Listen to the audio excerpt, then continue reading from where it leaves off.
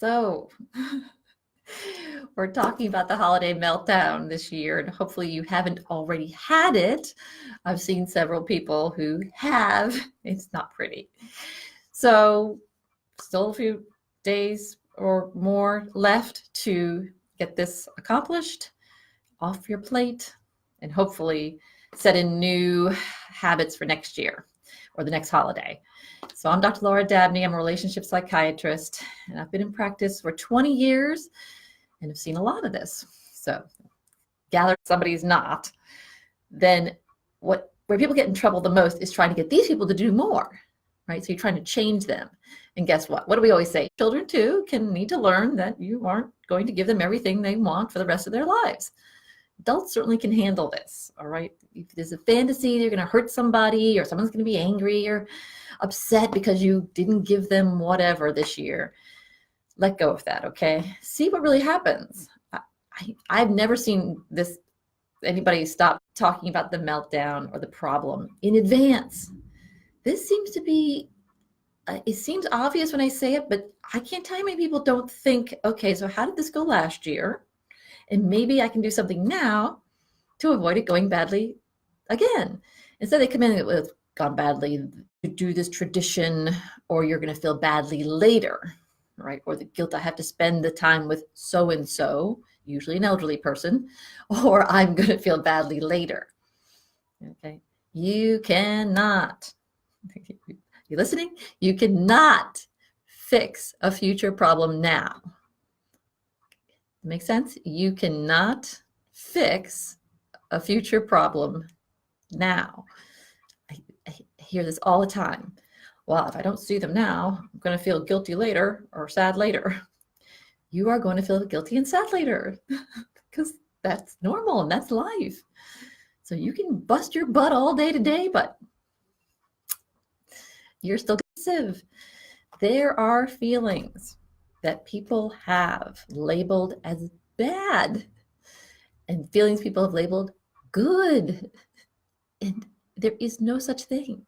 There is no scale, people, none, for you to be soothed or feel better or whatever it is. And if you're ignoring that, you're not going to be able to change it. And so what's it going to keep doing? It's going to keep bothering you until what? Until the scale is, you're just building and blowing is the phrase I use a lot. Okay. Anger, sadness, neediness are all normal. So guess what happens if you have already an issue with those emotions during the holidays for lots of reasons, societal pressure, whatever you want to call it, those are worse, right? If you think you can't feel sad on the rest of the days of the week, you definitely aren't going to, you're somehow going to think you should never feel sad during the holidays. And that is nonsense. Your feelings don't take a hiatus on Christmas or New Year's or what have you.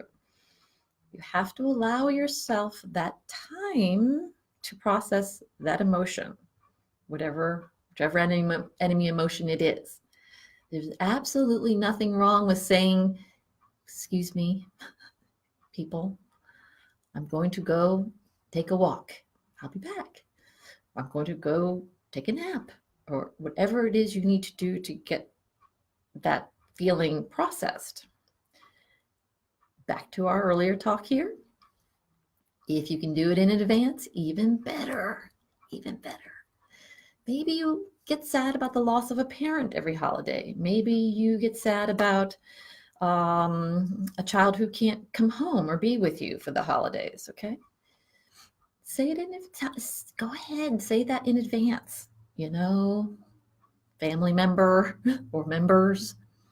It turns out I get sad every year about the loss of my dad, so I'm going to take a little break on Christmas Eve to have a little time to myself.